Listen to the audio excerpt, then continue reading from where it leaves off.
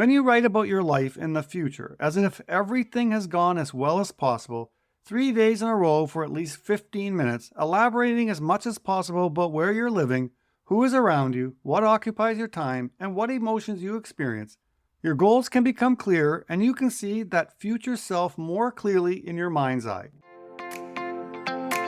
Welcome to Philosopher Insights, the podcast that delivers wisdom in minutes a day that you can put into practice daily and strive to master over a lifetime. The podcast committed to sharing ideas that encourage you to bridge the gap between who you are today and the person you aspire to be in the future. Hi, my name is Herb Lamba and welcome to my podcast where I will share practical insights from the world's best authors. Knowledge isn't power, applied knowledge is. The quest to become the best version of you starts right now. Hi, and welcome to Philosopher Insights. My name is Herb Lamba. Today we're taking a look at big goals, the science of setting them, achieving them, and creating your best life. The author is Caroline Adams Miller, and this book is published in 2024. I want to share a number of my favorite insights, starting with goal-setting theory, performance versus learning goals, happiness precedes success, bridge, best possible future self, active constructive responder, doing the basics, anticipation hassle, bring excellence, and finish it with a closing thought. So let's begin with the introduction. Quote, just as the Renaissance created a more evidence-based approach to many fields, I believe it's time for us to move into learning and embracing a science-backed approach to goal accomplishment through goal-setting theory and the bridge framework, brainstorming relationships, investments, decision-making, good grit, and excellence, that I've spent years testing and refining. Let's do away with fantasy approaches like the law of attraction and learn how to master our environments in ways that build resilience, optimism, and grit. Let's go from dreaming about big goals to undertaking the journey to make them a reality, regardless of how hard we must work to overcome challenges and not get a trophy at the end of the day. I believe that every one of us is responsible for leading ourselves to our best performances in work and life. We can't expect others to do this for us, so my goal is for every reader to learn the skills and behaviors here to develop and enjoy the fruits of a more proactive approach to life. This mindset shift will lead you to a more fulfilling and purpose-driven existence and equip you with the tools to overcome procrastination and work disengagement. By the end of this book, you will have the practical strategies for developing resilience and grit to use every day in your personal and professional lives. The timeless nature of the principles ensures that the book will remain relevant for years to come and possibly become the new classic in the goal-setting field. Ready to go? Let's get started. End quote. Well, I'll start by saying that this book totally blew me away. When a listener first recommended it, I had no idea how much it would change my perspective on goal setting. It's not just another routine self-help book. This one is different. The approach is so fresh and unique that it's completely shifted how I think about achieving my goals. Trust me, if you're looking for a perspective that goes beyond typical advice, this book is definitely worth checking out. I'm excited to dive into this book with you. It's packed with incredible insights, and I can't wait to share some of my absolute favorite takeaways. So let's begin. Insight number 1, goal-setting theory. Quote, goal-setting theory is simple and elegant. On its surface, it looks plain, but it is the nuances that give it power. Locke and Latham have written that they have kept the theory parsimonious for one reason, to make it understandable. I'm going to reinforce their definitions of performance and learning goals several times, along with examples of each type of goal, to ensure that every reader is crystal clear on their meaning. GST is foundational to the addition of my bridge methodology, which can't make sense without the entire engine of GST. And getting the particulars right around the type of goal you are pursuing is the rock upon which you will build your plan. End quote. Caroline Adams Miller is breathing new life into goal-setting theory, the well-researched but often overlooked approach developed by Edwin Locke and Gary Latham. In her book, Big Goals, Miller translates GST into practical, accessible language for everyday use. She combines GST with her innovative bridge methodology, creating a comprehensive framework that bridges the gap between setting goals and achieving results. This work aims to bring GST back to the forefront of goal-setting psychology, making it immediately applicable for those seeking to achieve their objectives. Insight number 2, performance versus learning goals. Quote, when you need to accomplish a goal that is familiar and you already have the skills and knowledge to do it well, that is a GST performance goal. And to accomplish it in a way that evokes pride and best results, It needs to be challenging and specific." End quote. Now let's compare a performance goal to a learning goal, a type of goal focused on developing task-relevant strategies and acquiring knowledge or skills, rather than achieving a specific performance outcome. A performance goal is all about the end result. It's like saying, "I want to get an A on my next math test." You're focused on the grade itself. A learning goal, on the other hand, is about the process of improving your skills or knowledge. It might sound like, "I want to understand quadratic equations well enough to explain them to a classmate." Here, you're concentrating on mastering the concept, not just the grade. The key difference is this: performance goals measure success by the outcome, like grades or scores. Learning goals measure success by how much you've improved or what new skills you've gained.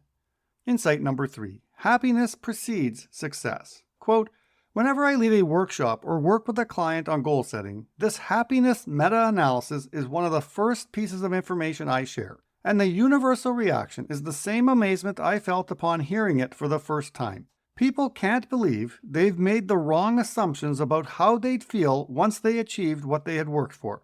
But the approach makes sense once they think about it." End quote. Miller's insight in goal-setting theory came from a groundbreaking research paper, "The Benefits of Frequent Positive Effect," by Liebermersky, Diner, and King, that challenged conventional wisdom. The key revelation? Success doesn't lead to happiness. Rather, a positive emotional state sets the stage for achievement. This flips the script on how we approach goals. To prime ourselves for success, we need to focus on well-being first. Practices like gratitude and meditation can significantly boost our emotional state, creating fertile ground for goal achievement. This perspective adds depth to goal-setting strategies, emphasizing the importance of nurturing overall well-being as a foundation for success. Now here's parallel wisdom from Martin Seligman and his great book, Flourish.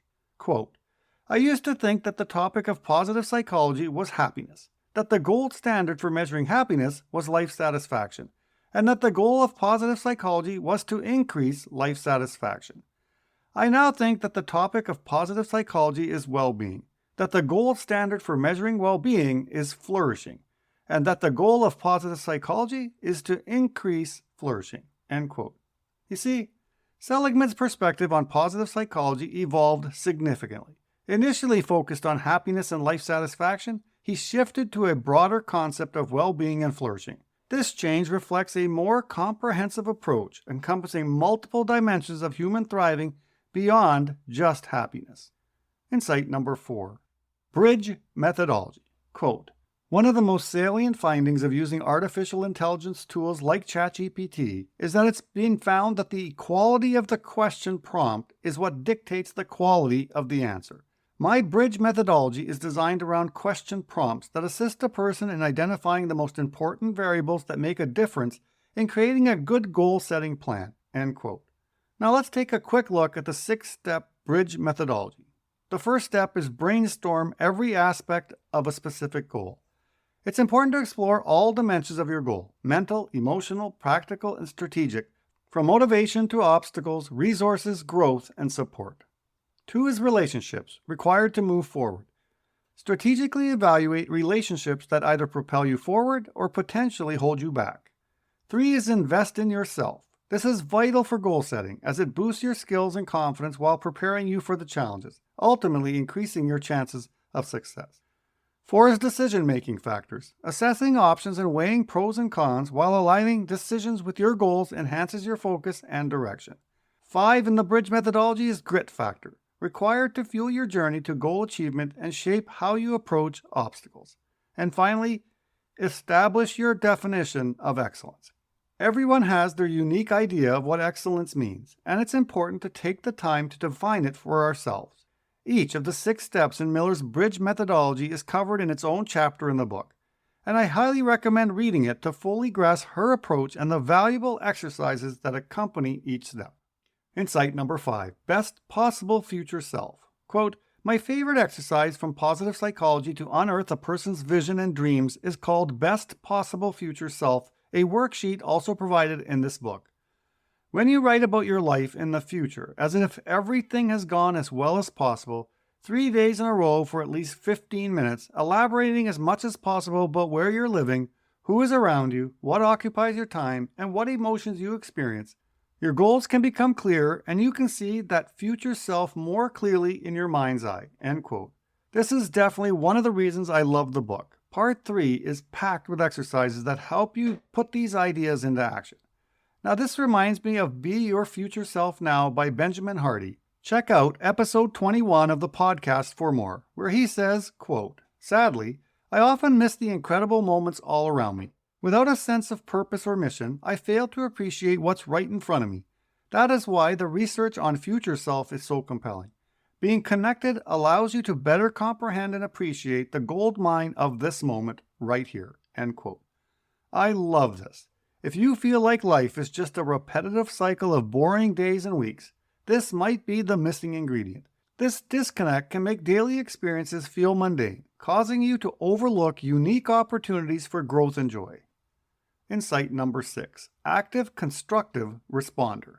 Quote, Shelley Gable at the University of California, Santa Barbara has researched the impact that relationships have on our well-being, confidence, and goal pursuit.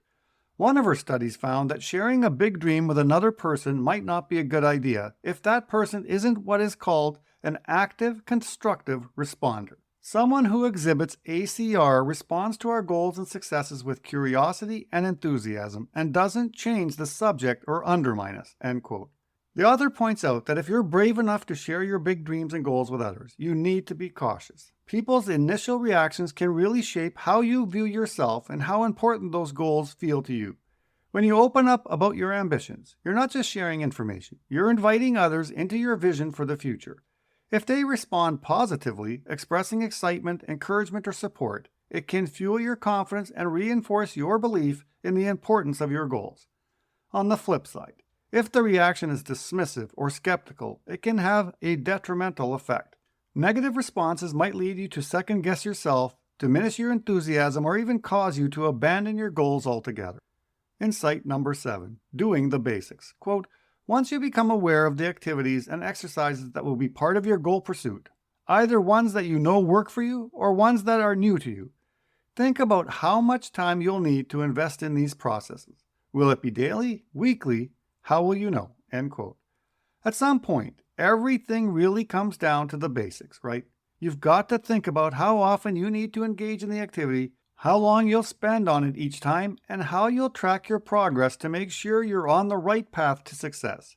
By focusing on these basics, frequency, duration, and tracking, you create a solid framework for pursuing your goals. It simplifies the process and helps you stay organized and accountable. Plus, it makes the journey feel less daunting and more achievable. Insight number 8, anticipation hassle. Quote, the most life-changing advice I got that day was to become aware of the impact of having a mindset called anticipation of hassle. When you anticipate a hassle, instead of getting started on goal pursuit, it means that you are suddenly imagining the hassle you will have to go through if you want to do something like investigate a master's program to enroll in, and instead of getting started, you begin a narrative in your mind about how you're going to be confused about the offerings in different universities, and then you'll have to spend a lot of time on the phone talking to people to clarify your questions. And then the applications will be too long for you to fit into your schedule, and then you'll have to apply for financial aid, and that is going to be such a hassle that you might as well not even look. End quote. You know, when I first thought about launching my podcast, I was hit with a wave of anticipation of hassle that would make even the most seasoned procrastinator proud. I started imagining all the complications, choosing the right equipment, picking a catchy name, figuring out how to edit audio without losing my sanity, and promoting my episodes like I was trying to sell ice to Eskimos. It felt like I was preparing for a marathon of just hitting record. I have so many more examples of this, but I don't want to turn this episode into a marathon, unless you're all training for the world's longest podcast competition. So I'll keep it short. I promise to save some of these gems for future episodes. After all, I wouldn't want to blow my entire stash of stories in one go. Insight number 9, bring excellence. Quote, the last step of the bridge method asks that you establish an outcome for your big goal that elicits the feelings of pride, satisfaction, and happiness that can only come from going outside your comfort zone in pursuit of a meaningful, hard goal. End quote. So let's talk about why stepping outside your comfort zone is essential for your growth. It's tempting to stay in that cozy bubble where everything feels safe, but real growth happens when you push those boundaries. Look at it this way. If you never leave your comfort zone, it's like trying to grow a garden without planting any seeds. You have to dig in, get a little messy, and take some risks. Now let's get specific. Visualize what success looks like for you. What does achieving that big goal mean? Is it finishing a marathon, launching a podcast, or mastering the perfect souffle? The clearer your vision of success, the more motivated you'll be to pursue it. Next, connect your goal to your core values. Ask yourself, why is this goal important? How does it align with who I am? When your goals resonate with your values, they become a mission that fuels your passion. And as you go on this journey, remember to celebrate the milestones. Each step forward is a chance to acknowledge your progress and feel that sense of pride. Insight number 10, closing thought. Quote, I am now sending you out to make your dreams happen because you have walked across the bridge with me. And you are probably feeling more optimistic, clear, and energized because you understand goal-setting science in a new way. And you can see why your previous goal efforts have fallen short. The greatest gift you can give to others and to me is for you to share these teachings and tools with people who have never heard of them. I learned a long time ago that you can't keep what you don't give away. End quote.